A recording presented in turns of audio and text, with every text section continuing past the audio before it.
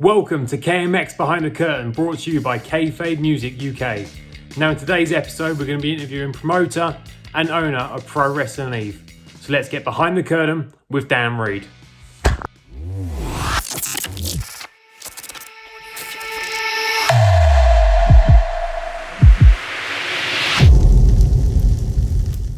Dann Read, welcome to Behind the Curtain.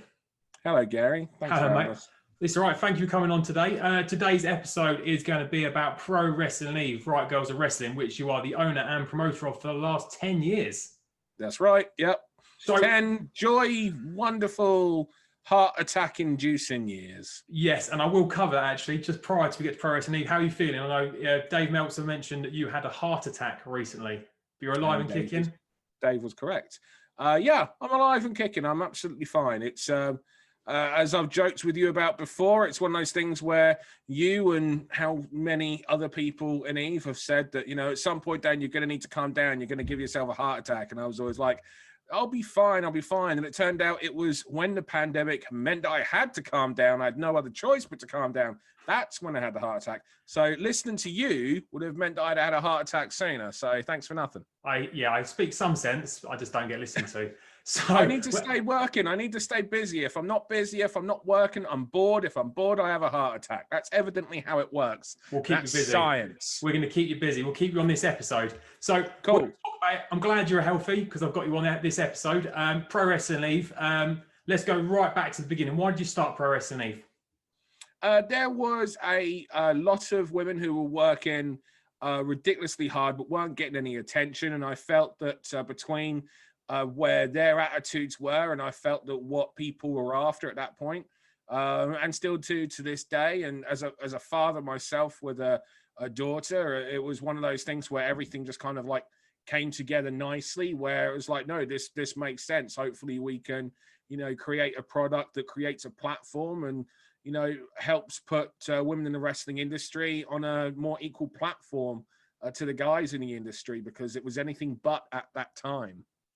And with Pro Wrestling Eve, it wasn't actually your first all-female show, was it? You did something prior to that before you created Pro Wrestling Eve.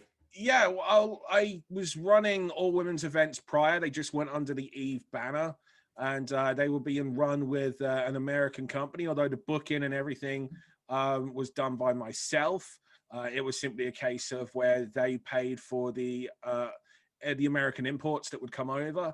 And, you know, that was basically the equivalent of me selling the footage to them. So they would pay for their, you know, the flights and the wages and everything. And, you know, I would take the door and they would get their the footage rights to it. So, but the brand identity, you know, didn't match. It was a brand called Chick Fight. It was run by Jason Dedrich and cheerleader Melissa. And it was the brand identity didn't really, you know, fit right with myself and Emily as people. And I didn't feel like that was something that I could necessarily market in the right way, in the way that I wanted to. And it was just funny because, you know, they've done very well. And I think there was an underground Fight Club style movie called Chick Fight released.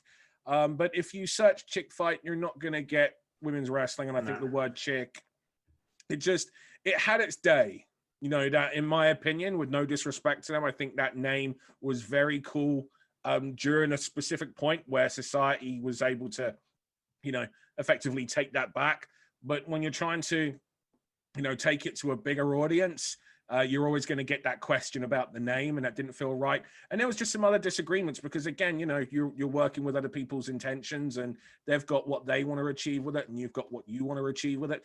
So the idea was, you know, we took some time off anyway because our daughter was born, and that, which was, you know, another blessing from a business perspective anyway, because that helped just, you know, put this other side of, you know, being parents to a daughter, looking at the world through the eyes as parents to a daughter, and you know, seeing that you want her to be able to achieve anything that she wants to achieve, not, you know, not be limited because people are saying you can't do that because you're a girl, or you can only do it to this level because you're a girl, or whatever. You know, you want to create that equal platform. I want my daughter to grow up knowing that, you know, it's all down to how hard she works, not down to anything else. Yes, And everything just kind of came together on that. The ideology just fit with where we were at that point. yeah. So the name Eve, obviously, I'm presuming Adam and Eve. That's where it's come from. Yeah, it's got that biblical sense. I am an Yeah. atheist, so it's not because of being a religious individual. It was more along the lines of there was two influences. Number one, Eve being the original sinner, and so we kind of felt that matched with, especially where a lot of women's wrestling with how that was looked. That was kind of like taking that back. Eve being the first woman, the champion, therefore was always kind of referred to as like the first woman, and also we were hugely influenced by Pro Wrestling Noah. And that's why it was also stylized Pro Wrestling Eve. And originally we were actually we're like, what's Noah's wife called? And we were joking around, and Noah's wife doesn't actually have a name, it turns out. But Wife just number Noah's one. wife. Yeah, right. So, but it just came about. We we're just like, Eve, that really works, and there's on a number of ways. So that's how that came about with that brand name. So you stylized Pro Wrestling Eve after Pro Wrestling Noah. Yeah. And the reason why we went with the green again is Pro Wrestling Noah. Nice. So a lot of influence coming from there. Yeah, there's always been, as I'm sure at some point we may mention again, I've always been hugely influenced by Japanese wrestling, even since I was a kid. Yeah. And we will get to them bits because I know we've spoke about it a lot, just myself and you, yourself. So we will get onto that. But just going back to, obviously, you started up this promotion. You're looking at an all-female roster, all-female talent. You must have come across some difficulties with regards to the venues and things like that. Well, the biggest issue with it, we kept losing venues. It's like the first, more so at first, especially with the previous brand, because the name didn't help. But also the second that you said women's wrestling, people were like, oh, that means it's porn. And people would, complain to the venues, and the venues would get cancelled. So like the first show we were supposed to do was actually in 2006, but the venue got cancelled because people made complaints about a women's wrestling. And so the first show ended up happening in January 2007. That was under the previous brand. And then with Eve, we started working on that in 2009, and the first show was in 2010. The reason why we were running those first shows in Sudbury and Suffolk is because I lived there, and therefore I could control more. And I, brought up, I had more of a relationship with the council at that time to try to ease any concerns, because there were concerns, And the other thing we did to try and make it clear that this is safe, this isn't what you think it is, we made those shows kids go free with a paying adult, so like one child per adult paying. And we put, fun for all the family on the poster and all that, family wrestling show to make it clear that this is wrestling. Yeah. This is wrestling like you see on the TV, just with women, and that was really cool, because you saw a number of parents bringing their kids, and you could see that going into the show, there was like, what is it going to be? But after that first match, as you've been to a number of shows, how important I value that first match. For me, that first match is just as important as a main event. And after that first match, we had them every time. And with that platform as well, you're talking about kids go free. I know there's a number of the roster that have actually come to Pro Wrestling Eve shows prior to being wrestlers. That is right, isn't it? Yeah. Yeah. Nightshade is, I think she's like front row or second row on those first few Eve shows. And I think she's like 14 or something at the time. Influence you had there. So putting this show on, these girls are turning up to watch it. They're watching this wrestling and seeing other females in the ring performing, and they're like, I can do that. Yeah, I actually remember the show where she was like, I want to learn to wrestle. And I remember her speaking to a number of the girls after the show, about where to go and where to train. Yeah. And, Nikki Cross was another one back on the previous shows.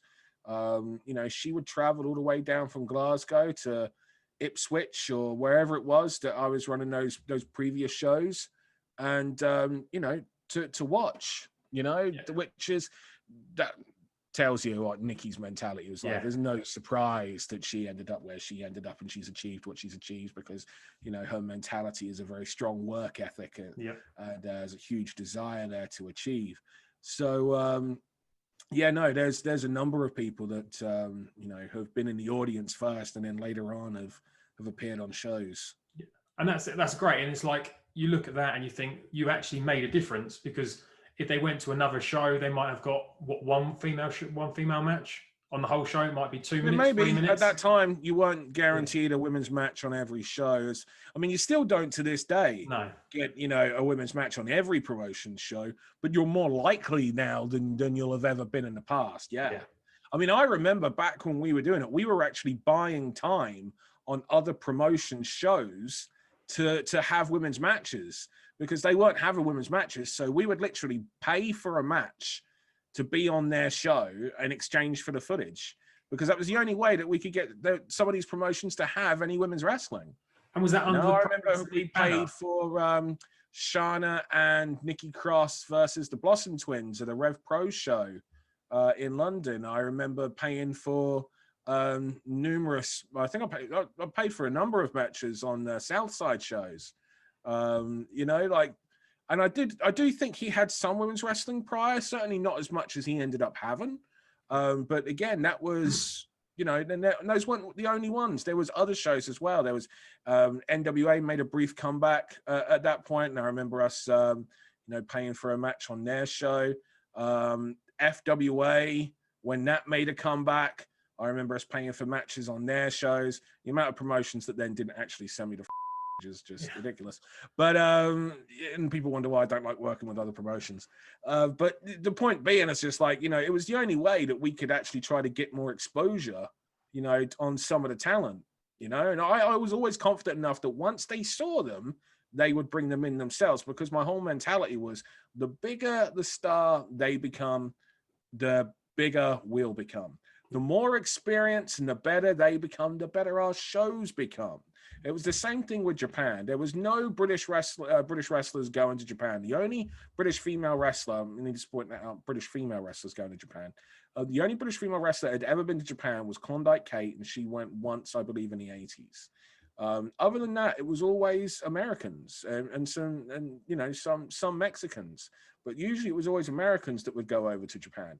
Japan had no interest in women's wrestling over here, because the women's wrestling had never been treated, with any kind of respect, really, and never been really looked after and nurtured in the way that it needed to be. And so the women's wrestling over here for a time was considerably, at a lower grade than what some others. Didn't mean that the girls weren't working hard, but they were working hard within a, stricter confinements, and limitations of what they were allowed to do.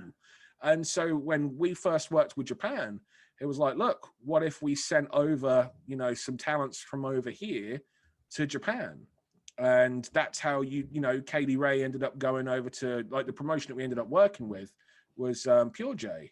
Well, they're known as Pure J now. They were JWP at the time. Yeah. And so we sent Katie Ray over there in 2012, and we sent Nikki Cross over there in 2013.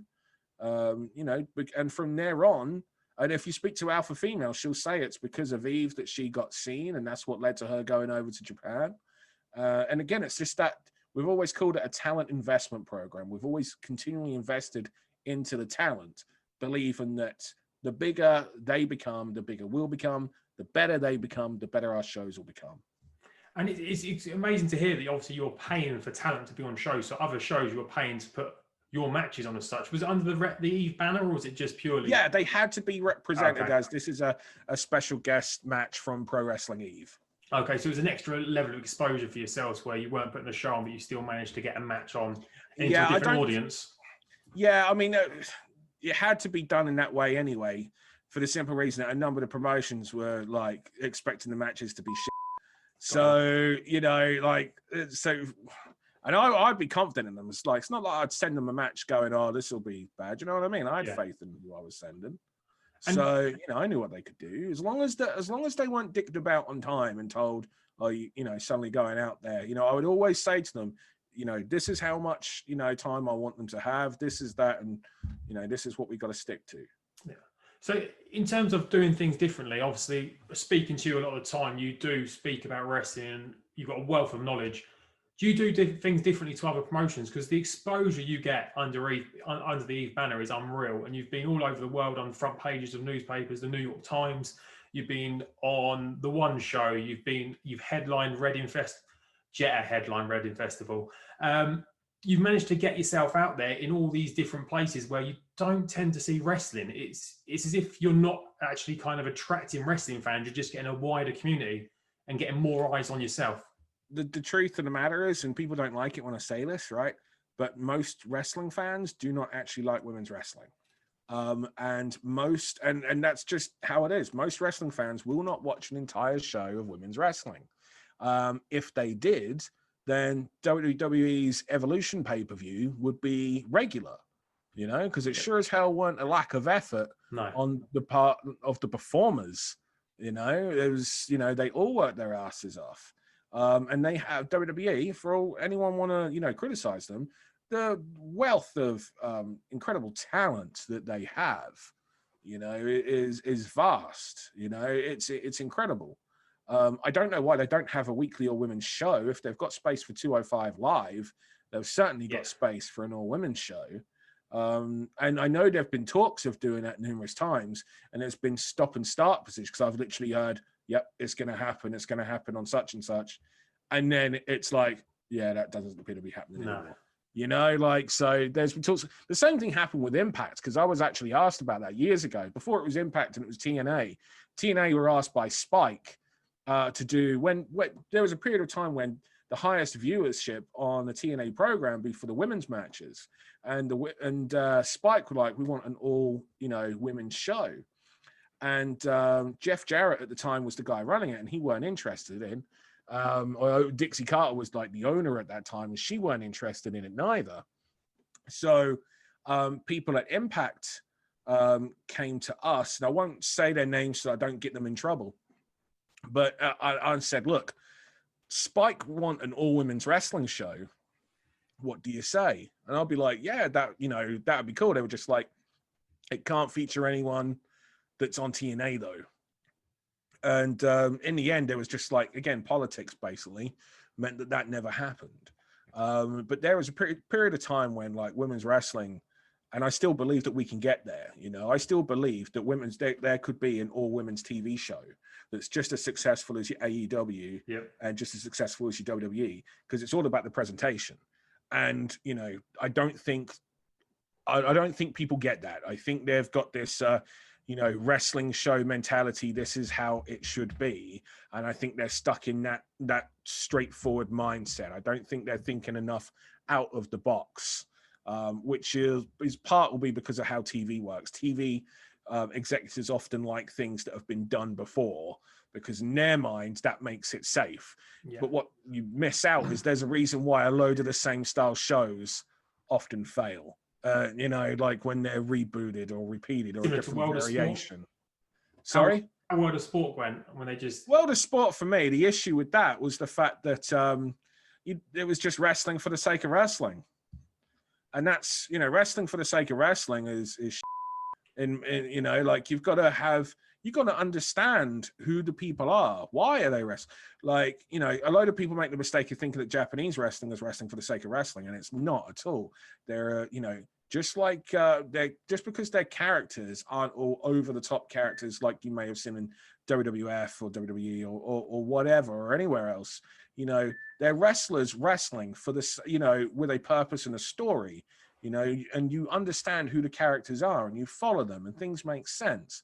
World of Sport wasn't that. And the other thing was it was stuck on a time frame where they weren't really allowed to show any impact.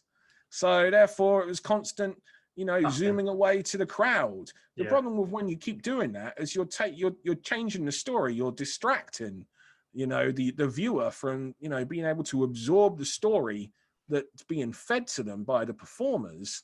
By going to the audience, and you're frustrating them. If you're frustrating them, they're not able to take the story in. And if they don't take the story in, they don't care. So the whole presentation, of World of Sport was the issue there. You didn't know who anyone was, therefore didn't care who anyone was. And any of the work that was being done in the ring, you couldn't absorb and digest because they weren't allowed to show any impact. And therefore on a lot of the moves, they had to change to a crowd shot.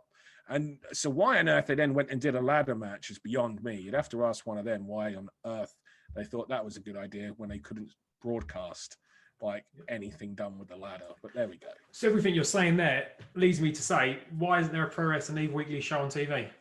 Because we have been offered, you know this, and I think anyone that's followed us on our social medias will know this, is we've posted numerous times that we've been offered. We've posted ourselves being at the TV studios, speaking about these things, but we don't want to present a wrestling show like everyone else. We want to do things different. It's doing things different that made it so that we've been as successful as what we have been. It's doing things different. There's a reason why, like, we've been able to put on like 40 shows a year for the last few years, because nobody else has put on anywhere. I think in 2018, it was actually like including like the corporate shows that we did.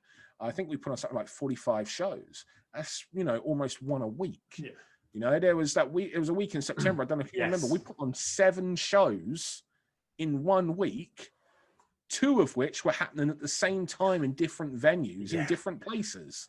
That is the level that, we got into, and we did that by deliberately not being like everyone else, deliberately not presenting it the same way as everybody else. You got to match where society is, and you got to move with the times.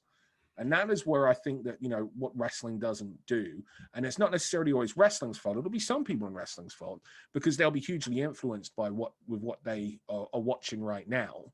I think that's a lot of the problem with like the independents. It's for a lot of people on the independent, they're basically playing, fantasy football manager, but they're just doing it with wrestling. Yeah. They're playing their extreme wrestling warfare game with actual wrestling shows that they're paying for. And I think that's where a load of things go wrong. They're not thinking about society as a whole. Where is society right now? What does society want? And that's where a load of people, in my opinion, go wrong, is they're too in that wrestling bubble to see the vast spectrum of people outside. And it's because of when you start seeing that vast spectrum of outside that you're able to make new fans. Because wrestling fans are so, have been, shown to be, have often had women's wrestling presented to them as inferior. And therefore, you're talking years and years and years of that to fight back against. So when you present it in the same way or a similar context, you're fighting against that. But if you can bring in new fans, which is what we did, and say, hey, we know you're not wrestling fans, but that's okay. Come and see this, and show that it's not what they thought wrestling was, that opens up. I mean, you've been to numerous Eve shows yourself. How, you'll know that, wrestling fans make up less than like 15% of our live attendance. Yeah, your last show in March, for example. I know how proud you are of that. Talk about that show there, because I know how proud you are of that. Yeah, the March show is the show that I'm most proud of, because 80% of the audience were women. Yeah. Where do you find that on a wrestling show? Normally it's all, 80% men, but 80% of our audience were women on that show. And I'm very, very proud of that, because to me, that's just like, that's the point. We've gotten out there. I've long said that everyone's a wrestling fan. They just don't know it yet. It's just all about presenting wrestling to them, in a way that gets around those misconceptions that they already have about it. Yeah. And that's really what we did.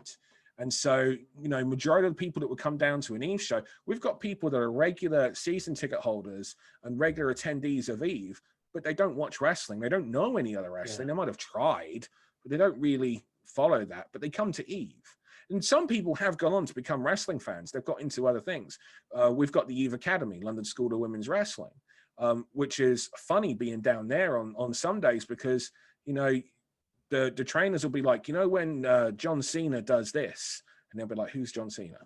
And you're like, damn, And I remember those ones, because it's just like, damn, they don't know who John Cena is. Nowadays, they'd probably know who John Cena is because of his acting. Yeah. But like, I remember seeing that. But the same thing goes, when Roman Reigns does this, he's doing this. Who's Roman Reigns? They haven't got a clue who these people are, but they can tell you all about how Millie McKenzie won the She Won and became the Ace of Eve. They can tell you everything about Charlie Morgan coming out publicly on an Eve show. Yeah. They can tell you about these things that happened in Eve, but they couldn't tell you anything about wrestling. Yeah. And again, that's because of, getting out of that wrestling bubble and instead being like inviting new people in. And I know when we've talked about wrestling in the past, you talk about immersive theatre. You see wrestling as immersive theatre. You want people, you move to the Resgal, and the Resgal to me is everything that Eve is about. You walk into the Yes. Resgal and you're automatically transported into Eve, into the world of Eve, because the venue is part of what Eve is. And it gives you that feeling as you walk through, the smells, the looks, everything about it is basically what you see as Eve. Yeah, that's right. Like, I don't like a venue being just a venue with a ring in it and a set. I don't like that. I want, the moment you walk through that door, I want you to have an emotion. I want you to connect with everything that you're around. Like, so I want you to feel something. You know, that to me is super important, that you're actually feeling something the second you go in. And one of the things I like to do on show days is I'll put myself near the door so that I can watch people's expression, because we always get new people come to every Eve event, and I love seeing their reactions the moment they come through the door, because it's like a kid on Christmas. Wow. Yeah. You know, like, it's absolutely amazing. They walk into it and it's not like what they expected. No. But they feel like they're a part of it. Like I say, the keywords I've always said, that wrestling for me is immersive theater. You know, it's a live, interactive, theatrical stunt show and immersive theater. That to me is wrestling. And you know, the second you walk in there, I want you just to have that emotional connect. I want you to feel something. And I want you to feel something throughout the entirety. I want you to feel a vast array of emotions throughout the show. I want you to be happy. I want you to be angry. I want you to laugh. I want you to be sad. I want you to be tense. You know, I want you to be on the edge of your seat if we had seats, which we don't. So the majority of our shows are standing room only. But, you know, I want you to feel a part of something. I want you to feel like this is cool. This is where, you know, and I hate saying that this is cool, but, you know, I just want you to feel something. And that to me is important for wrestling. I think people get that. I think I know I've done the same as yourself. When I've been at the shows, I've stood there, I've seen people walk in, their first reaction, similar to my first reaction when I walked in. I was like, wow, what is this? And I didn't totally understand it, because I turned up and it was before the show, so everyone was walking around talking and that, and it didn't feel. But when the lights went on, the crowd were in, I was just like, I totally get this. This is the world. I'm standing in this world and I'm totally into it. And it's like, even with the wrestlers, you don't contain the rest. I know it said at the beginning of the show that you can't contain the wrestlers inside the ring, and they do throw themselves out of the ring, and it just brings the audience into it, because they feel part of that with them walking past them as they're making their entrance to the ring. They are walking through the crowd. Yeah. And people are like, I mean, even with that aspect, it's still a magic show. You know? So, as you know, there's still sleights of hands, and you know, it's still a magic show. Do you put the Kayfabe logo up now to say this is Kayfabe? We've got to keep it. Yeah, there we go. You can do that. Keep it on. Yeah. So that helps me. Yeah. But yeah, it's that to me is all important. Like I say, it's immersive theater to me. That is the you know, the big thing. And when we look at your shows, obviously the exposure you've got, I mentioned it earlier, but headlining Reading Festival, Jetta went on stage with Kate Nash. Obviously, Kate Nash came down to a show, and I know we've spoke about it. She messaged you just to come down to a show, didn't she? Yeah, that's right. Yeah, she just messaged. She saw our show reel. She thought it looked awesome. She said, you know, would it be possible for me to come down? I was like, yeah, cool, come down. So she did. You know, I think she started her and her friends, I think they started their evenings like in the middle of the venue. You know, as the show gets on, they're pushing their way closer and closer to the front. Kate's awesome. And I think the thing about Kate as well is, like, she embodies a lot of the same things that Eve embodies. Is all about that, you know, punk DIY ethos, you know, and she's done things differently as well. As much as I think a lot of people have Kate the wrong way around, if they haven't actually followed Kate's career, I think they've got it the wrong way around. I think that a load of people will probably think that she's a product and she's anything but, and anything that she is, she's actually made herself. And I think and she obviously had that connection to wrestling because she just started filming Glow. Yeah. You know, and which became a massive success and was a big help to us and was a big help to wrestling that I think the rest of the wrestling industry should have done a better job of capitalizing on, because it helped, you know, bring wrestling to people that weren't watching wrestling. And it really, I think that the effects of Glow will forever be felt. And if, you know, people can still capitalize on it, because it told them what wrestling was and wasn't, even though it was an out of date version by going back to the 80s and, you know, and Glow itself. there's a lot of elements of what Glow is, because Glow is not a wrestling show. You know, the wrestling is just the vehicle that brings these characters together, and you're following the stories of those characters. But wrestling is pretty much the same thing. You know, like you are going to a show to see the wrestling, and you know, but what you're watching are just the very best performers. But it's like the story surrounding the wrestling. They're the heart. That's the meat of the matter. You know. Yeah. And it's the fact that they're then good at the wrestling that helps convey this. And I mentioned that's the vehicle that brings them all, that brings everyone together.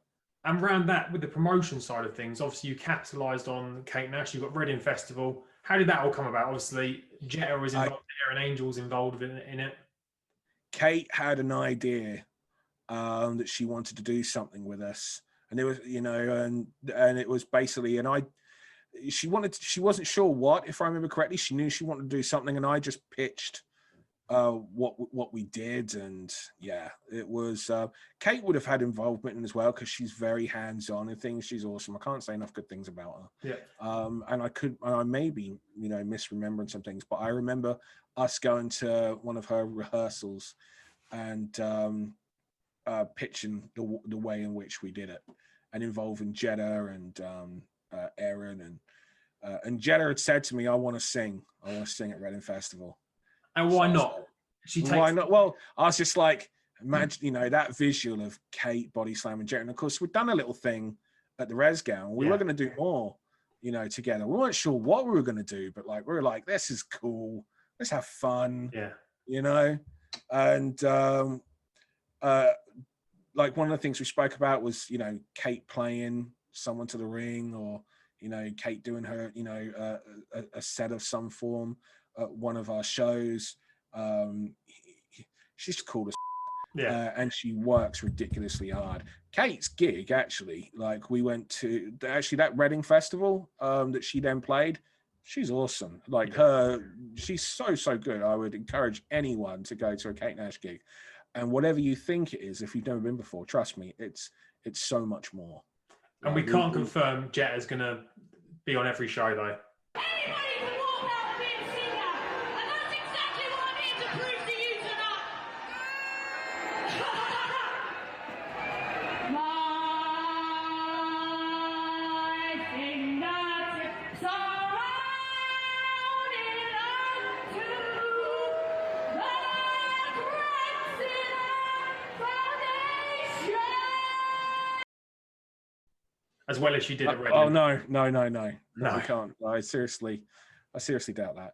But yeah, no, it was just fun. Again, there was like some crazy real times in Eve, because it was you know, you'd be at the show, and then you'd recognize, well, that's that person. Do you know what I mean? It'd be like, you'd have a crowd, and there'd be a whole load of celebs then tweeting that they were at Eve and buying our merch, and, you know, being in the shows. And I don't know how many times I'd be stopped by people going, is that? And they'd say, I don't know, whoever, Sarah Millican or something, you know? And it would be like, you know, like, you know, is that Dr. Z? It's just all sorts of, you know, things that'd be cool. And it was just, again, because of getting away from that misconception of what wrestling is that a load of people have. Yeah. And on your merch side of things, just touch on that quickly, the Piledrive Fascist T-shirt, still up for sale?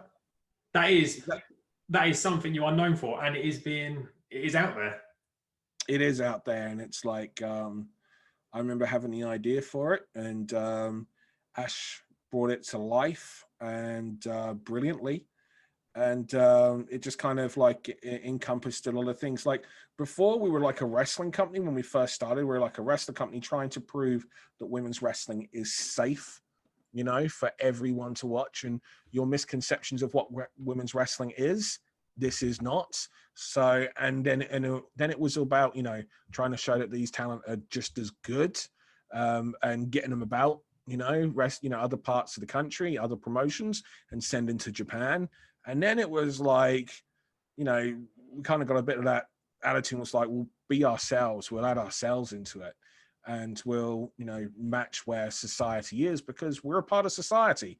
You know, this is us, and that's what we did. We put ourselves and the talent into the the brand and the ideology of Eve, and that's how, that evolution. That's just a point though about constantly evolving what you are and what you're about.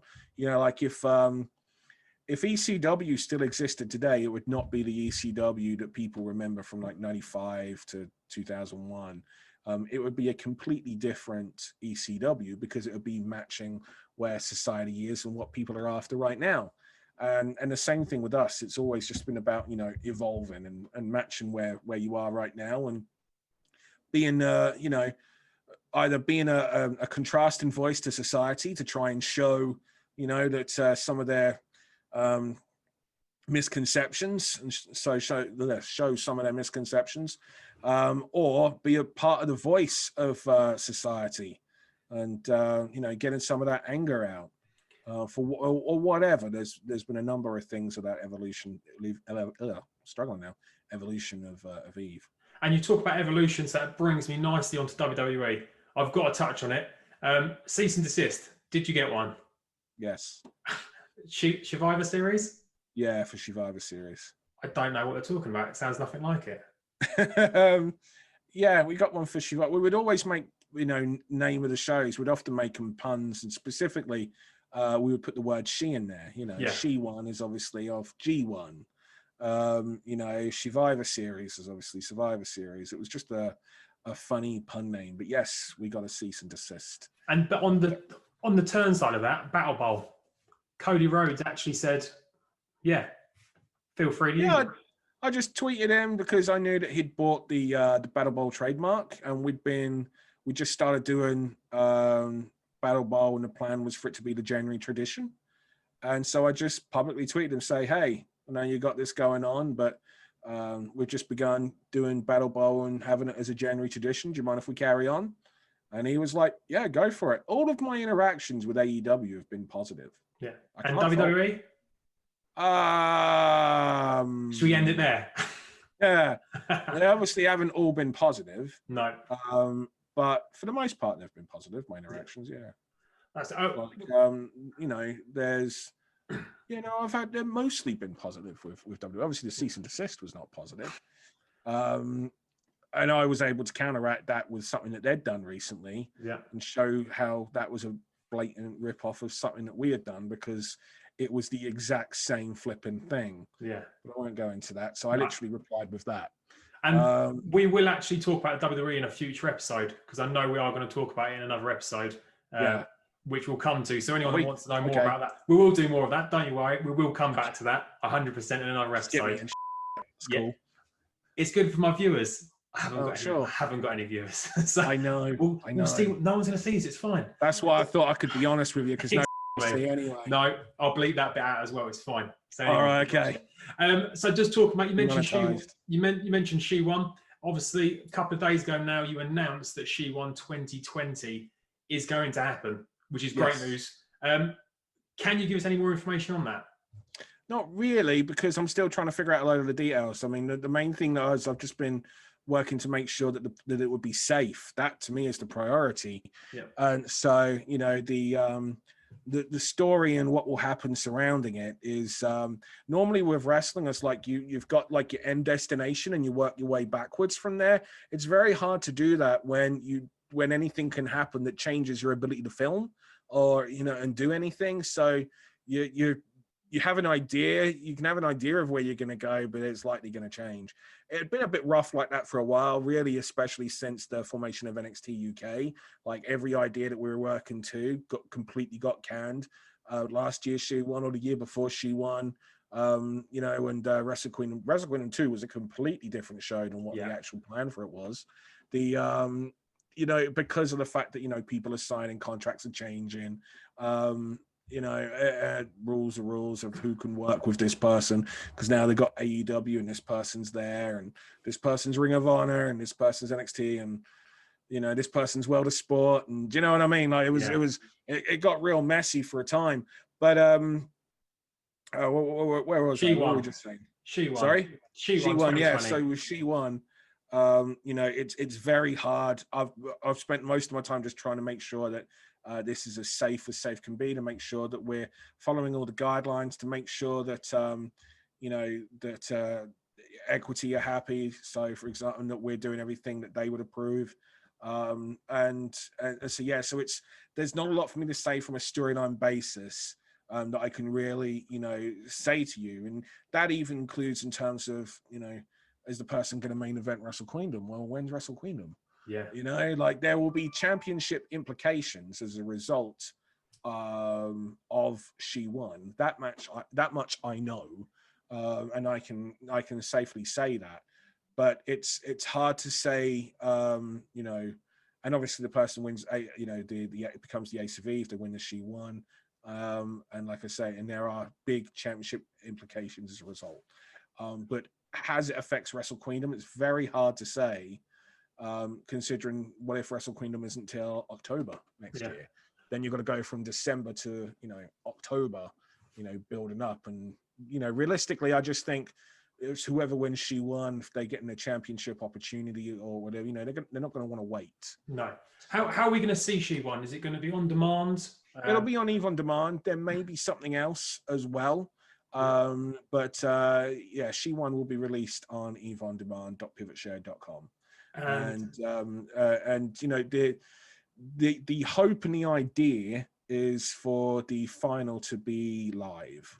Nice. Which will not be filming this month. That will be filmed next month. Okay. So everything except the final will be filmed and put on, and then the final should be a live special. And when do you think we might get this online? Either Christmas Eve or New Year's Eve. It'll be one of those two. I see what you've done there. Yeah. Nicely done. It'll have whatever day it is. It'll have Eve in the title. It might be Christmas Eve. If you put it might early. be. You never know. It'll have Eve in it. You just change something. It's fine. Yeah. Super. So hopefully 2020 will get group stages, and moving on potentially to 2021 we'll get the final. Yeah, absolutely. Perfect. Like it's no point me even like putting a date for the final in January, because we don't know what will happen if the R rating will go up as a result of Christmas, because obviously there's more people and more households are able to congregate together during Christmas. So it may be that the R rating goes up and there may be another lockdown or something. So but the intention is to film that for a live special in January. Ideal.